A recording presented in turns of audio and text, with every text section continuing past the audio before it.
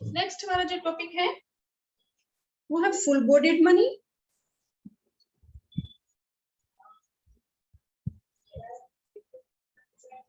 Credit money. Full bodied money, full bodied money means कि currency जो हमारी है, एक तो उसकी है मनी वैल्यू, या मनी वैल्यू को हम बोल सकते हैं जो उसकी फेस वैल्यू है, जो उस करेंसी के ऊपर, जो उस पेपर नोट के ऊपर जो प्रिंटेड है। कि हमारा 2000 रुपए का नोट है तो जो 2000 उसके ऊपर लिखा हुआ है, ये 2000 जो है ये क्या है, मनी वैल्यू उसके ऊपर लिखा है, तो इसको हम फेस वैल्यू बोल सकते हैं। या एक्सटेंसिव जो वैल्यू है,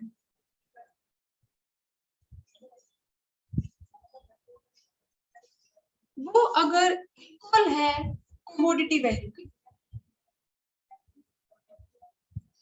हम कह सकते हैं कि जो एक्सटेंसिव वैल्यू है वो इक्वल है इंट्रिंसिक वैल्यू की।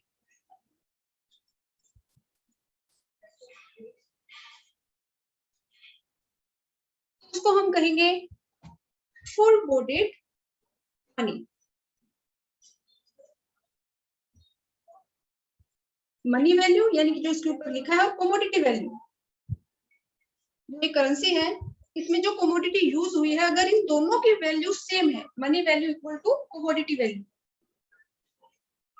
तो उसको हम क्या कहेंगे, फुल बॉडीड मनी। लेकिन हमारी अब जो करेंसी है, हमारे जो कॉइन्स हैं या हमारे जो पेपर नोट्स हैं, वो हमारी फुल बॉडीड मनी नहीं है। ये पहले होते थे जब हमारे सोने चांदी के सिक्के होते थे।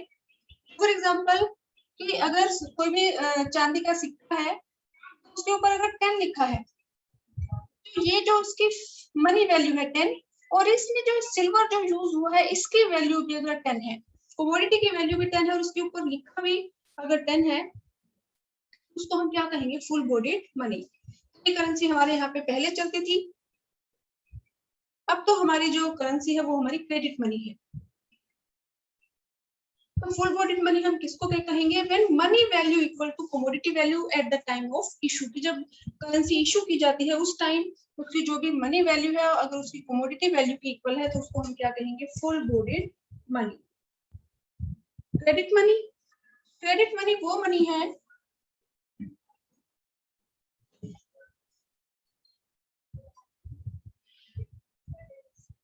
Credit money when money value is greater than commodity value।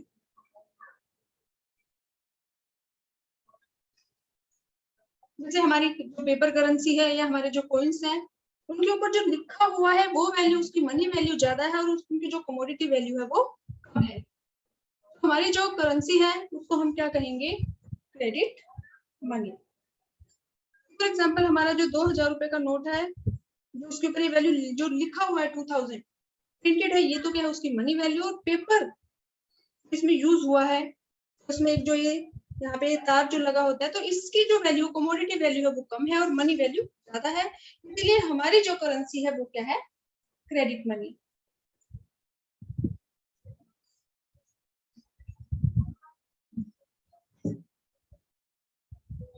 Time deposit, जिसको हम टर्म डिपॉजिट भी बोलते हैं, डिमांड डिपॉजिट,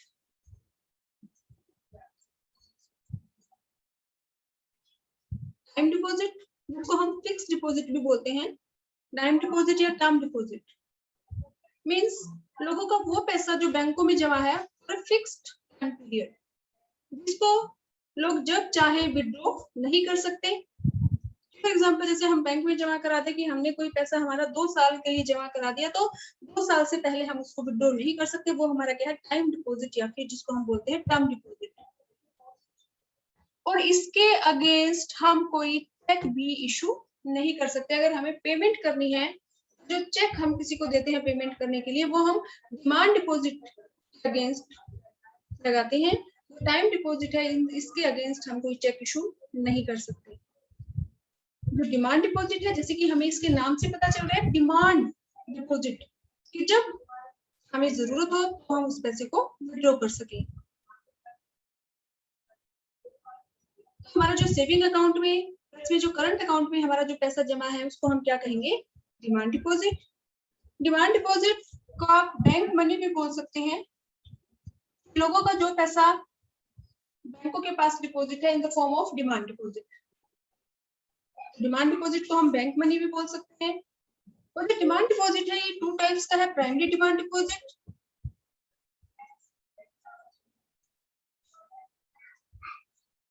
और सेकेंडरी डिमांड डिपॉजिट।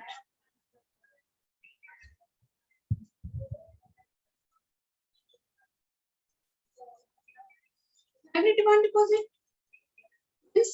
वो पैसा जो हमारा अपना है, हम लोग अपना पैसा बैंकों के पास जमा कराते हैं तो उसको हम क्या कहेंगे, primary demand deposit. Secondary demand deposit, जब बैंक से हम लोन लेते हैं तो बैंक हमें वो पैसा कैश में नहीं देता, बैंक उस पैसे को हमारे अकाउंट में ट्रांसफर कर देता है। अगर हमारा पहले से अकाउंट है तो हमारे उस अकाउंट में ट्रांसफर कर देता है, या अगर हमारा उस बैंक में अकाउंट नहीं है तो पहले वो हमारा अकाउंट ओपन करता है, उस अकाउंट में हमारे मनी ट्रांसफर कर देता है। तो सेकेंडरी डिमांड डिपॉजिट वो डिमांड डिपॉजिट है जो बैंक ने हमें लोन के फॉर्म में दिया है, तो वो पैसा भी हम जब चाहें विड्रॉ कर सकते हैं, उसके अगेंस्ट हम चेक इशू कर सकते हैं। तो primary demand deposit, secondary demand deposit क्या है, हमारा डिमांड डिपॉजिट। नेक्स्ट हमारा टॉपिक है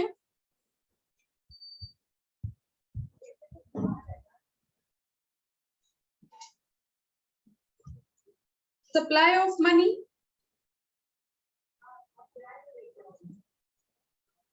Who supplies money? मनी की सप्लाई कौन करता है? हमारे यहाँ पे इंडिया में जो मनी की सप्लाई करते हैं आरबीआई, गवर्नमेंट और कमर्शियल बैंक।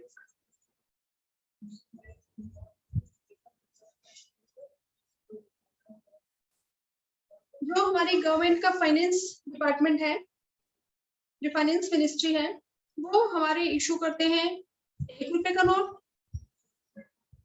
1 रुपए note and all denominations of coin.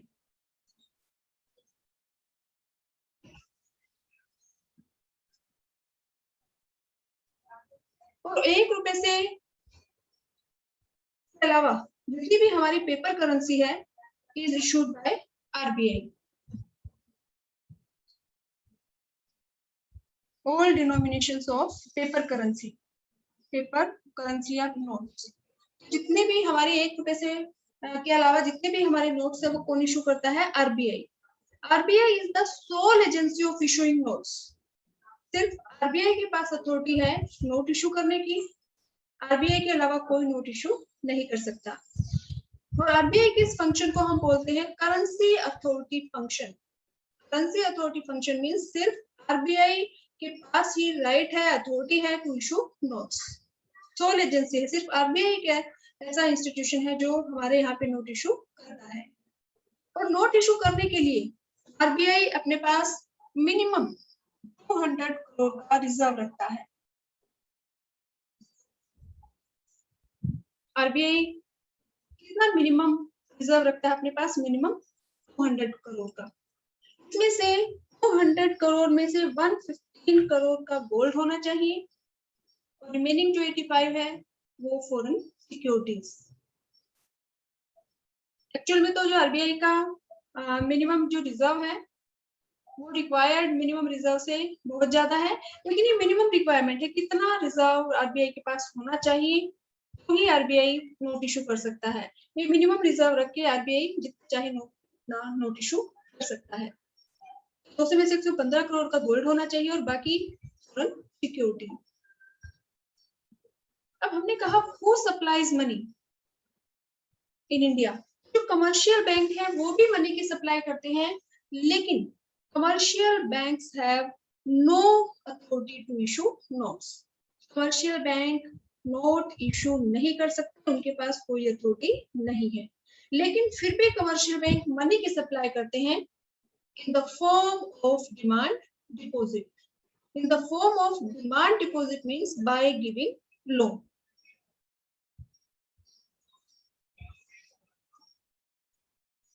Next हमारा जो क्वेश्चन है,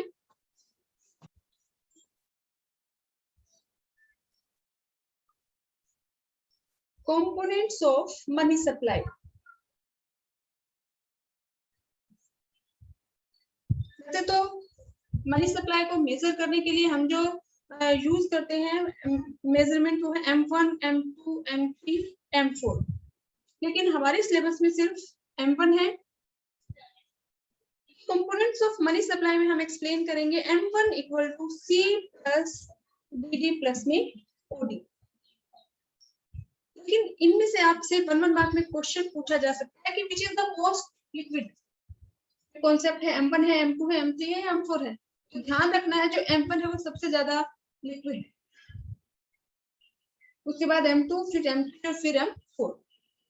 मोस्ट लिक्विड जो मेजरमेंट है वो है M1।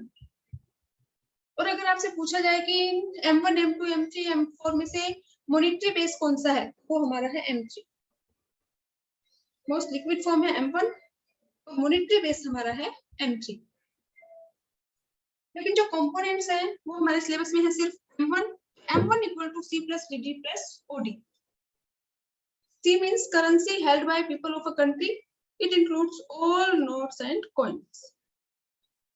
C का मीनिंग आपसे पूछा जा सकता है DD demand deposit of the people with commercial bank.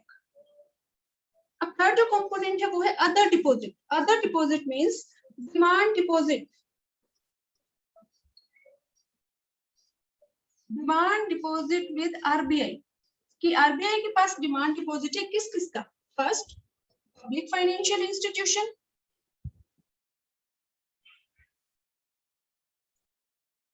जैसे हमारा नाबार्ड है। सेकेंड हमारा international financial institution, international financial institution. और थर्ड हमारा है फॉरेन सेंट्रल बैंक और फॉरेन की गवर्नमेंट। इनका अगर डिमांड डिपॉजिट RBI के पास है तो उसको भी हम इंक्लूड करते हैं मनी सप्लाई में। तो इसमें से भी हो सकता है आपसे C पूछ ले क्या है, DD पूछ ले क्या है, या OD पूछ ले क्या है। तो अदर डिपॉजिट में हम इंक्लूड करते हैं डिमांड डिपॉजिट विद RBI किसके, public financial institution, international financial institution, जैसे हमारा इंटरनेशनल मॉनेटरी फंड है या वर्ल्ड बैंक है, या फिर फॉरेन का सेंट्रल बैंक और फॉरेन की गवर्नमेंट। अब जो मनी सप्लाई है इसमें हम क्या इंक्लूड नहीं करते, ये भी आपसे 1 मार्क में पूछा जा सकता है। Items which are not included in money supply, इसमें एक तो हमारे बैंकिंग सिस्टम का जो पैसा RBI के पास जमा है उसको हम मनी सप्लाई में इंक्लूड नहीं करते। तो कमर्शियल बैंक का बैंकिंग सिस्टम का जो पैसा RBI के पास है उसको हम कंसीडर नहीं करते। दूसरा, गवर्नमेंट का पैसा जो RBI के पास है उसको भी हम मनी सप्लाई में इंक्लूड नहीं करते। मनी सप्लाई में हम इंक्लूड करते हैं सिर्फ लोगों के पास जो पैसा है, जो मनी की सप्लाई करते हैं,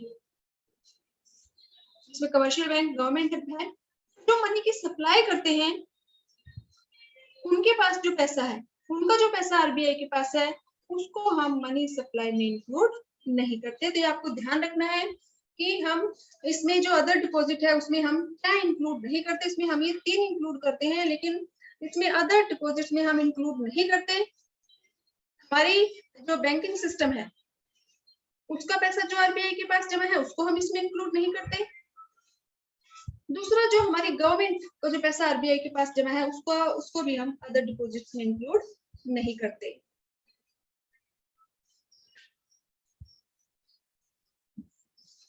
नेक्स्ट हमारा टॉपिक है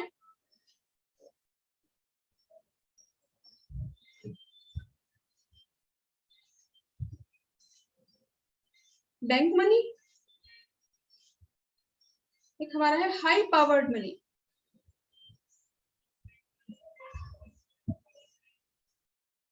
बैंक मनी जो हमारा डिमांड डिपॉजिट है, जो लोगों का डिमांड डिपॉजिट है जो बैंकों में जमा है उसको हम क्या बोलते हैं, बैंक मनी।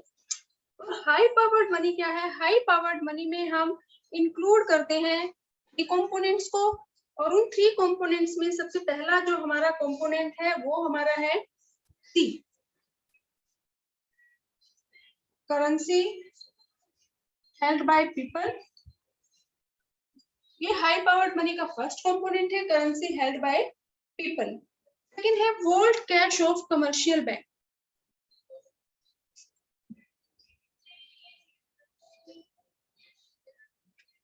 वोल्ट कैश क्या है? कमर्शियल बैंक है, उनके पास हम जो अपना पैसा जमा कराते हैं तो उसमें से कुछ पैसा तो कमर्शियल बैंक सीआरआर की फॉर्म में रखते हैं जो वो आरबीआई के पास जमा कराते हैं, कुछ परसेंटेज वो एसएलआर की फॉर्म में रखते हैं, स्टैट्यूटरी लिक्विडिटी रेशियो। उसके अलावा कुछ कैश रिजर्व वो वोल्ट कैश की फॉर्म में रखते हैं ताकि जो उनके रूटीन फंक्शनिंग के जो वर्क है वो उनके बिना किसी रुकावट के हो सके। हाई पावर्ड मनी में हम इंक्लूड करते हैं C, currency held by people of a country. Second vault cash of commercial bank. और थर्ड हमारा इसमें इंक्लूड होता है जो सीआरआर, जो कमर्शियल बैंक टोटल डिपॉजिट का जो परसेंटेज आरबीआई के पास रखते हैं, सीआरआर की वो अमाउंट जो commercial bank keep with RBI. इनको हम बोलते हैं हाई पावर्ड मनी या फिर monetary base of a country. Next हमारा जो टॉपिक है वो हमारा है